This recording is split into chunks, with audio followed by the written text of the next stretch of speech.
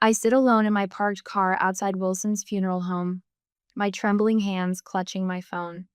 The screen blurs through my tears, but the message exchange still glares at me like an open wound. My text: Chloe passed. Funeral in 3 days. Megan's one-word reply: okay. Not, I'm so sorry. Not, I'll be there. Just, okay. My phone rings, startling me. Mom's name flashes on the screen. After hours of silence, now she calls. I press the speaker button, unable to trust my voice against my ear. Lauren? Her voice fills the car, too bright for what this day holds. I'm here, I whisper. Honey, about the funeral. She pauses, and something in that hesitation sends ice water down my spine. We can't come. We already promised to help Megan with her housewarming party. The words hang in the air. My mind refuses to process them at first, as if they're spoken in a foreign language. Her housewarming party, I repeat, not a question, a statement of disbelief. It's been planned for weeks, Mom continues, her voice taking on that familiar defensive edge. You know how important this house is to her. More important than Chloe. More important than my daughter's funeral. My child is dead. The words scrape my throat raw. And we're very sorry about that, Mom says, her tone suggesting an inconvenience rather than a tragedy. But Chloe wouldn't want us to disappoint Megan. You know how sensitive she is. The memory crashes over me. Chloe in her hospital bed just 1 week ago, frail, yet somehow still radiating that stubborn light of hers. Her small fingers working colored pencils across paper, creating cheerful drawings for the nurses who'd become like family. Miss Abby likes purple unicorns, she told me seriously, her tongue caught between her teeth in concentration. And Dr. Miller needs a rocket ship because he told me his son loves space. That same day, the doctor had mentioned possible remission, the first hopeful words in months. I'd stepped into the hallway, fingers shaking, as I dialed Mom's number to share what felt like the first breath after drowning. That's nice, honey, Mom had said, distracted. The clinking of glasses in the background.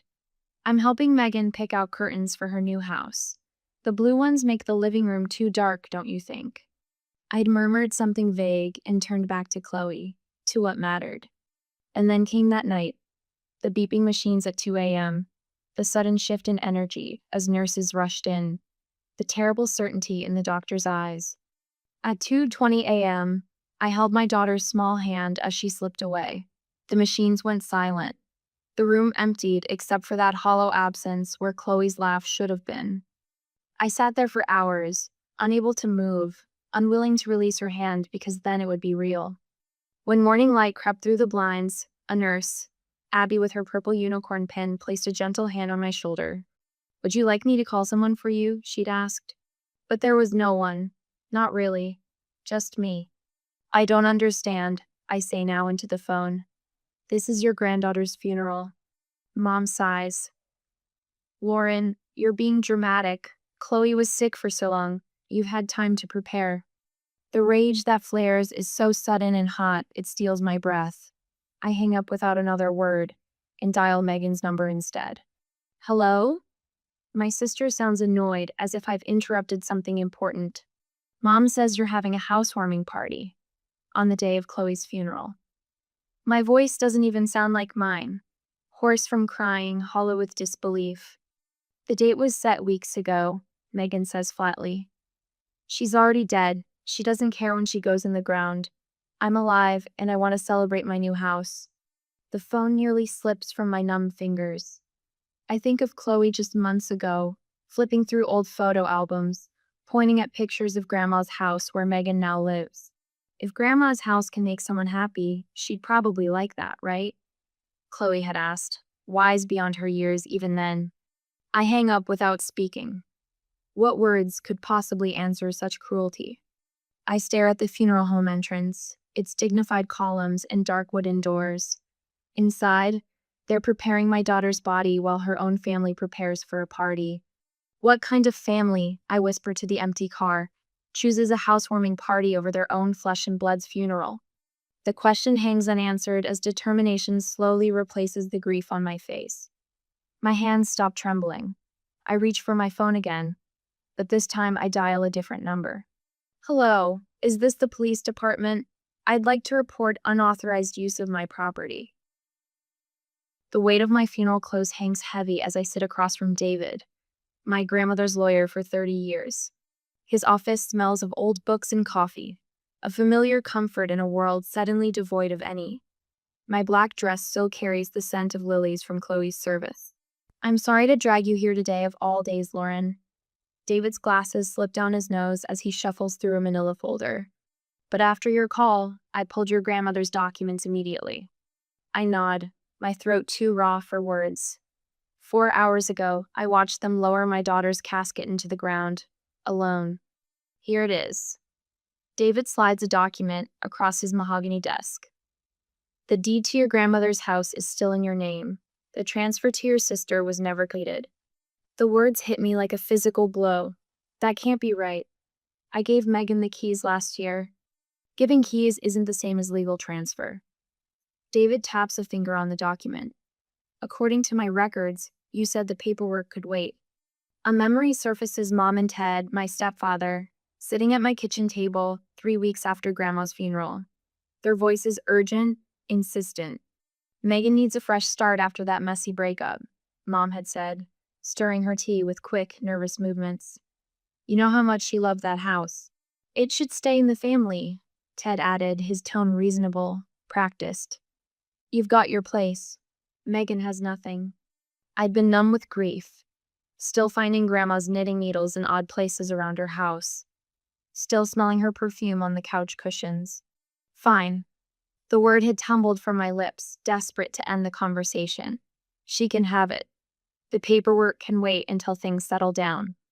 I'd handed over the keys the next day, relief washing over me as one responsibility lifted from my shoulders. David's voice pulls me back. Lauren, they've been pressuring you during your daughter's illness. Did you realize that? His words sliced through the fog in my brain. What do you mean? The last communication about transferring the deed came 5 months ago, right when Chloe was diagnosed. He removes his glasses, polishing them with a handkerchief. You responded that you needed time. 5 months ago, when my world collapsed with a doctor's gentle voice saying, leukemia. I'd forgotten all about the house, I whisper. David places a folder before me. You asked me to gather your financial records too. My hands tremble as I open it. Bank statements. 5 years of them, neatly organized. The numbers blur then sharpen with terrible clarity. A pattern of $2,000 monthly transfers to my mother's account unbroken, even through Chloe's illness. Oh God. I flip through statement after statement, months passing in a shuffle of paper. There it is, the payment sent. The night I worked until 3 a.m., editing manuscripts from a chair pulled alongside Chloe's hospital bed. The payment sent the week I maxed out my credit cards to cover medication copays. A separate document catches my eye. A car loan in my mother's name, dated 1 month after Chloe's diagnosis. A $42,000 Mercedes. My phone buzzes. A text message from my mother. Need extra this month. Car insurance went up. How's Chloe doing? My stomach twists as I open Instagram. A post from 2 hours ago during Chloe's funeral appears at the top of my feed. My mother and Megan, champagne glasses raised high, standing in Grandma's kitchen. My grandmother's antique mirror reflects their smiling faces. New beginnings, blessed, new house. I stare at their faces at the timestamp. This wasn't thoughtlessness or poor timing. This was deliberate. A knock at the office door, and David's receptionist pokes her head in. Your ex-husband is here. Says he's been looking for you. Derek steps into the room, his eyes red-rimmed, his suit wrinkled from sitting through the service. Unlike my family, he came. He held my hand as they lowered our daughter into the ground. Lauren, his voice breaks on my name. I went to your place, but you weren't there. I was worried. Did you know? I hold up my phone, showing the Instagram post. Did you know they didn't come because of a party? Derek's face hardens as he takes my phone. Jesus Christ, is that today? A notification pops up on my screen. An email from my tenant in the small rental property I inherited from my father, me only source of steady income during Chloe's illness. Someone claiming to be your mother called saying you're mentally unstable after your daughter's death, and that I should send rent payments to her until further notice. Wanted to check with you directly. The room spins, then steadies with sudden crystal clarity. They didn't just abandon me during the worst moment of my life, I say, rising to my feet. They tried to profit from it. David hands me the house keys and deed from his desk drawer. These are legally yours. What do you want to do? I close my fingers around the cold metal of the keys. In the distance, I hear sirens growing louder. How far would I go to stand up to family who betrayed me at my most vulnerable moment? Would I forgive the unforgivable, or draw a line that could never be uncrossed? The answer comes with the wail of approaching police cars. My phone buzzes for the 5th time today. I let it vibrate against the kitchen counter, watching it dance closer to the edge with each notification. Another flying monkey sent to do my mother's bidding. Lauren, honey, we're all worried about you. My Aunt Carol's voice fills my voicemail. Your mother says you're not thinking clearly. Grief can make us do things we regret. Just let this house thing go. I delete the message without responding. The phone chirps with a text. This time it's Megan. Some people are just toxic. Cutting them out is self-care. Blessed. Boundaries. New chapter. Below her post is a photo of her lounging in what was my grandmother's sunroom. I set the phone face down. There's another certified letter from her lawyer on my counter, still unopened. Half the neighborhood thinks I'm having a mental breakdown. The other half knows exactly what happened. Mrs. Rivera crossed the street yesterday when she saw my mother approaching, then knocked on my door an hour later with a casserole and quiet solidarity in her eyes. I saw what they did, she'd said simply. My husband's family didn't come to our son's funeral either. Chloe's grave is still fresh, the grass not yet grown over the disturbed earth. I kneel beside the small headstone, running my fingers over her name. I always taught you to be kind, sweetheart, I whisper, placing a small bunch of daisies against the cold stone. But I never taught you to stand up for yourself. I won't make that mistake anymore. The words surprise me with their clarity. For weeks I felt nothing but a hollow ache where my heart should be. But today, something new stirs beneath the grief. Something with edges. What I'm hearing, Dr. Matthews says, leaning forward slightly in her chair, is remarkable clarity about what happened and what needs to happen next. I blink, surprised by her assessment. Is that unusual? In my experience, yes. Most people who suffered both the loss of a child and family betrayal struggle to separate their emotions from their actions. She makes a brief note on her pad. Your anger is justified, Lauren. That night, I finally tackle Chloe's room. Her rock collection lines the windowsill, each one labeled in her careful handwriting. I sleep through the night without waking, without crying. I wake at dawn with something steady in my chest. Not peace, it's too solid for that. Resolve. My mother's face when she opens her front door is a study in manufactured concern. Lauren. Oh, honey, I've been so worried. She reaches for me, arms open for a race I don't step into. Cut the act, Mom. The mug freezes halfway to her lips. Excuse me? I've been supporting you financially for years while you undermined me. My voice is steady, prizing me. Monthly deposits, even while Chloe was sick. We're family, she says, as if this explains everything. You chose the housewarming party over your granddaughter's funeral. Her face hardens, the sympathetic mask slipping. You're still on about that. Lauren, Megan had people coming from out of town. She switches tactics, tears welling. After all I've done for you. Yes, I say quietly. After all you've done. Derek meets me at the lawyer's office, sliding a folder across the table. The house is still in your name. Your grandmother's will is clear. And the financial records? He nods. Bank statements showing regular payments to your mother for the last 5 years. Emails proving they knew about the funeral. His jaw tightens. Lauren, they were taking your money while you were trying to save our daughter's life. My phone buzzes. The meal train group, letting me know dinner will be delivered. My landlord calls next. That woman your mother, she called, claiming you were unstable and might damage the property. I told her to take a hike. My boss follows. Take all the time you need, Lauren. Your job will be here. The police cruiser pulls up behind my car in front of what was once my grandmother's house. Megan's face when she opens the door is first shocked, then furious. What is this? Miss Parker, the officer says, we're here to explain the legal situation regarding this property. For the next 10 minutes, the officers explain she has been living in the property without legal right, that I have documentation proving my ownership. 48 hours, the older officer says. You have 48 hours to vacate the premises. Megan's tantrum escalates as neighbors peek from behind curtains. I stand silent, neither gloating nor retreating. The older officer pauses beside me. My sister lost a child too. Take all the time you need, ma'am. 2 days later, I sit alone in my grandmother's empty living room. The house feels hollow, Megan's presence scrubbed away, but nothing yet to replace it. I run my hand along the bookshelf and feel something tucked behind the classics my grandmother loved. I pull it out, a folded piece of construction paper, close drawing from months ago. I unfold it with trembling fingers. A stick figure with wild hair stands tall, arms outstretched, a red cape flowing behind. Mommy is scrawled across the top in Chloe's handwriting. A superhero. Tears come again, but different this time. Not the drowning waves of grief, but something cleaner, sharper. I won't just survive this, Chloe, I whisper, pressing the drawing to my chest. I'll show you what strength really looks like. The security company van pulls away from the curb. 4 cameras now watch over the property, one at each corner. The technician's words echo in my head. The cameras upload to cloud storage, anything can be deleted.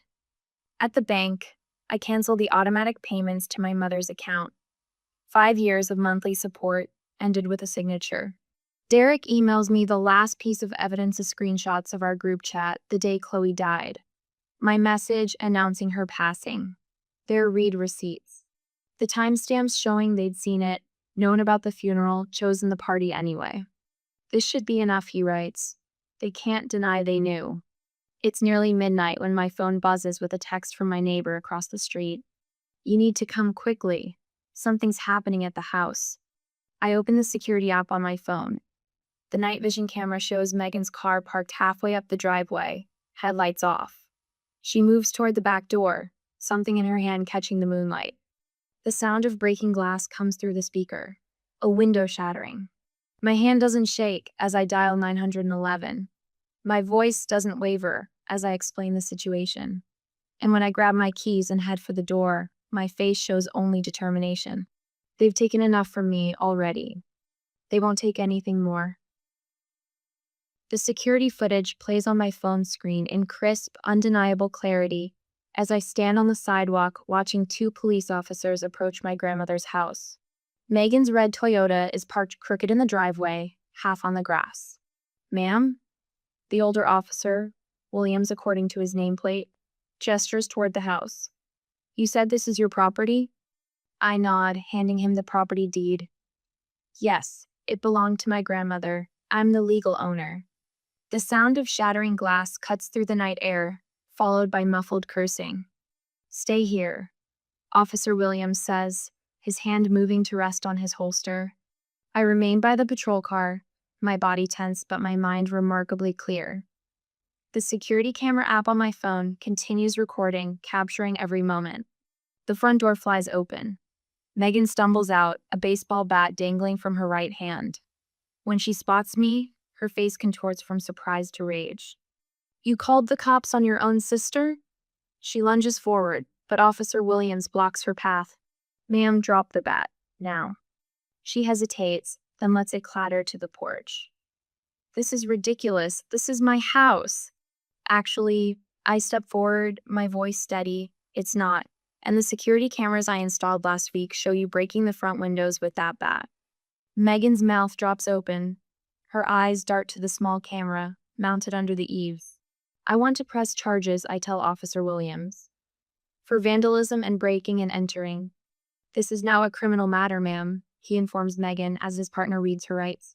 Mom shows up at my apartment the next morning, her eyes red-rimmed, clutching her purse against her chest like armor. I don't invite her in. Lauren, honey, this has gone far enough. Her voice wavers. Families need to stick together. I forgave when you missed Chloe's school plays. I drew the line at missing her funeral for a housewarming party. She reaches for my hand. I step back. Chloe wouldn't want this division in the family. She was such a sweet girl. Don't. My voice drops to a dangerous whisper. Don't use my daughter's name to manipulate me. Something shifts in her expression, the motherly mask, slipping to reveal the calculation beneath. Her eyes narrow. You've always been difficult, so sensitive. Her voice hardens. Megan could lose her job over this. Is that what you want? What I wanted was for my mother to hold my hand while my daughter took her last breath. I lean against the door frame. What people want and what they get are often different. By afternoon, Megan's edited video is circulating on Facebook. She's cut together security footage from my cameras, carefully omitting the parts showing her swinging the bat. Comments pile up beneath it, mostly family members expressing outrage at my cruelty to my homeless sister. I don't respond, don't defend, don't explain. Derek calls me after seeing it. Your cousin Mark asked if I'd seen what Lauren did. I set him straight about what really happened at the funeral.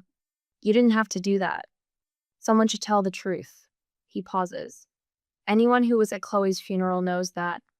By evening, 3 mothers from Chloe's school have commented with eyewitness accounts of the empty seats in the front row seats reserved for family who never came. Chloe's oncology nurse shares how she sat with me during those final hours when no one else came. The truth emerges without my intervention, like water finding its way downhill. My lawyer calls on Thursday. The cease and desist letters have been delivered. Both your mother and sister are legally prohibited from posting about you on social media now. Thank you. There's something else. The Community Foundation called. They want to establish a children's cancer research fund in Chloe's name. They've already raised $12,000. My throat tightens. I didn't know. Apparently, Derek helped organize it. She pauses. Oh, and I've been getting calls from several people offering character references for you. Your former neighbors, Chloe's teachers, even a church group that used to include your mother. I blink in surprise. Mom's church friends? They saw the truth, Lauren. They're not supporting her version anymore. Later that day, my phone buzzes with a text from my neighbor. You should check social media. Megan's employer responded. I find a statement from the county health department. We are aware of the situation involving one of our employees. Ms. Bennett has been placed on administrative leave pending investigation. My phone rings almost immediately. Mom's number. Lauren. She sobs when I answer. The church group is asking questions. Your father's sister saw Megan's video and called me. Our family reputation. Mom, I interrupt quietly. This isn't about reputation. Megan's been suspended. This is your fault. The old Lauren would have apologized. Would have found a way to absorb blame. No, I say simply. This is about choices. After I hang up, 3 text notifications appear from relatives who previously condemned me.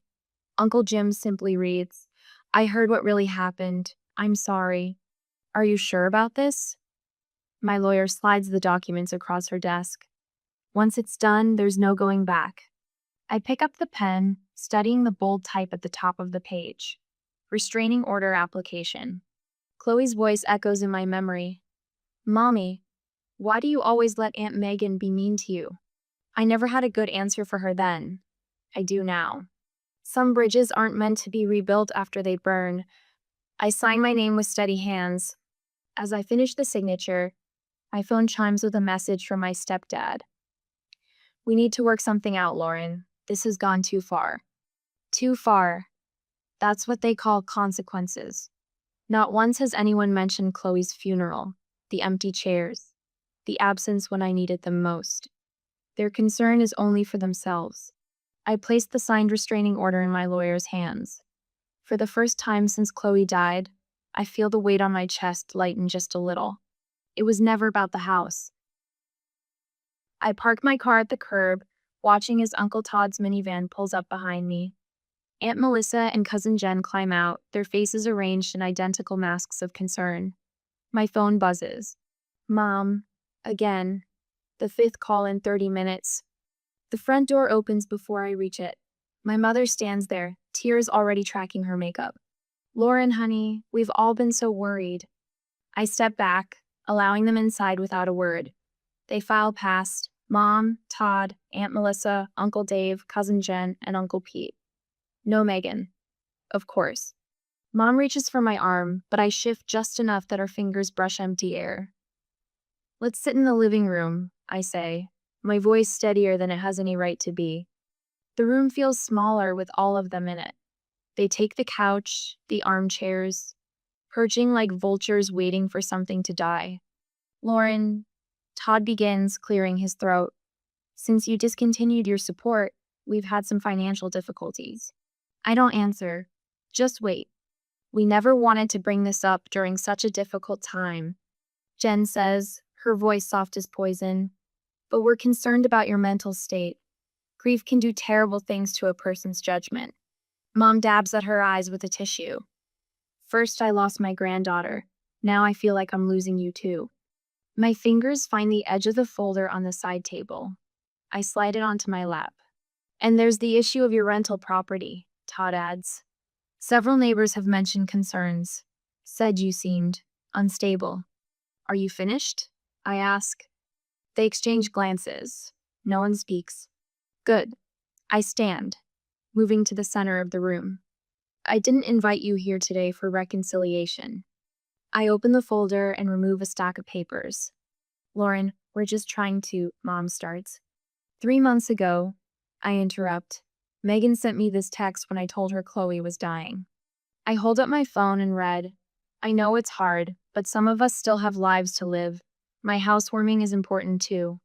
The room goes quiet. And here, I continue, tapping the screen, is my mother's voicemail from the morning of Chloe's funeral. I press play. Mom's voice fills the room. We promised Megan we'd help with her party. She's been planning it for months. I'm sure Chloe would understand. Aunt Melissa shifts uncomfortably. Uncle Dave stares at his hands. I set down the phone and pull out a stack of papers. These are bank statements showing the $2,000 I sent you every month for the past 5 years, including the 3 months Chloe was in hospice. I let the papers fall on the coffee table. And here are my medical bills from the same period. Todd will meet my eyes now. Here's the security footage from 2 weeks ago. Megan breaking my windows. I place a USB drive beside the papers. The police have it too. I turn to face my mother directly. And here's what you didn't know I had. I press play on another recording. Mom's voice. Lauren's always been too soft. Once Chloe's gone, we'll contest Dorothy's will. The house should have gone to Megan anyway. My mother's face drains of color. I have everything, Mom. Every manipulation. Every lie. The party photos posted during my daughter's funeral. The calls to my landlord. All of it. I walk to the side table and return with a stack of envelopes. This is a restraining order for each of you. I hand them out one by one. This is a lawsuit for property damage for Megan. And this, I place the final document on the table, is the deed to grandmother's house, which I've donated to the Children's Cancer Foundation. Uncle Pete stands up. You can't do that. I already have. The papers were signed yesterday. Mom rises, face twisted. You'll regret this when you're all alone. The laugh that escapes me holds no humor. I was already alone when my daughter died. You made sure of that. I cross to the front door and open it. Our family died the day you chose a party over my daughter's funeral. They file out in shocked silence. No one speaks. No one looks back. When the last one crosses the threshold, I close the door firmly. Not slammed, just closed. I lean against it, letting out a breath that feels like I've been holding it for years. The house is quiet. Empty but somehow fuller than it's been in months. I cross to the window and watch them leave in a parade of cars, faces stiff with shock. The mighty fallen, the manipulators exposed. A week later, I'm watering the potted geraniums on my porch when the mail carrier walks up my drive. Package for you, Miss Bennett. He hands me a thick envelope. I recognize the return address immediately. Megan's lawyer. The weight of it should feel ominous. Instead, I feel nothing but calm as I slide my finger under the flap. Sometimes the greatest peace comes not from forgiveness, but from finally walking away. The butter yellow paint catches morning light as I run my fingers along the freshly finished wall. Chloe's artwork framed in simple wood creates a gallery down the hallway of my new home. The heaviness in my chest has transformed over this past year. Not gone, but different. A companion rather than a crushing weight. My phone buzzes against the kitchen counter. Lauren, it's Derek. I've been thinking about that support group idea. I cradle the phone against my shoulder while watering the potted marigolds. I've already drafted the mission statement. Of course you have. His laugh holds no mockery, just warmth. The community center offered their space for free. Tuesday evenings. I glance at my laptop where the words, after loss, finding strength when family fails you, glow on the screen. It's writing itself, honestly. The cemetery gates stand open, the air crisp with early autumn. Unlike my first visits when each step felt like wading through concrete in me stride, now carries purpose. The polished stone appears before me, Chloe's name catching sunlight. I kneel on the grass, placing her drawing against the headstone. The crayon bright superhero figure me, in Chloe's imagination sports a cape and a determined smile. You made me stronger than I ever knew I could be. Tears come, but they don't drown me anymore. Back home, I change for my therapy group 6 parents who understand the unique grief of outliving their children. No platitudes, no pressure to move on, just honest navigation through impossible terrain. Messages arrive from 3 different friends, real ones, who appeared after the storm, who respect my boundaries and offer support without conditions. The promotion at the medical journal came unexpectedly. Your editing has become more precise, my boss said, deeper somehow. Later, my backyard fills with quiet laughter. Derek and his new wife arrange sunflowers around Chloe's memorial stone.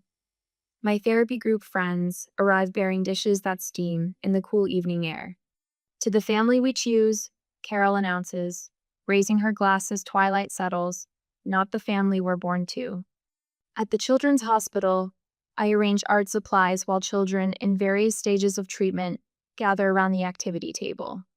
A woman hovers in the doorway, her eyes holding the shell-shocked look I recognize. First diagnosis? I ask quietly. She nods, tears threatening. Leukemia, 3 days ago. You don't have to answer every call or accept every casserole. I meet her eyes directly. Protect your space. Some people will make this about them. Her shoulders drop slightly. No one said that.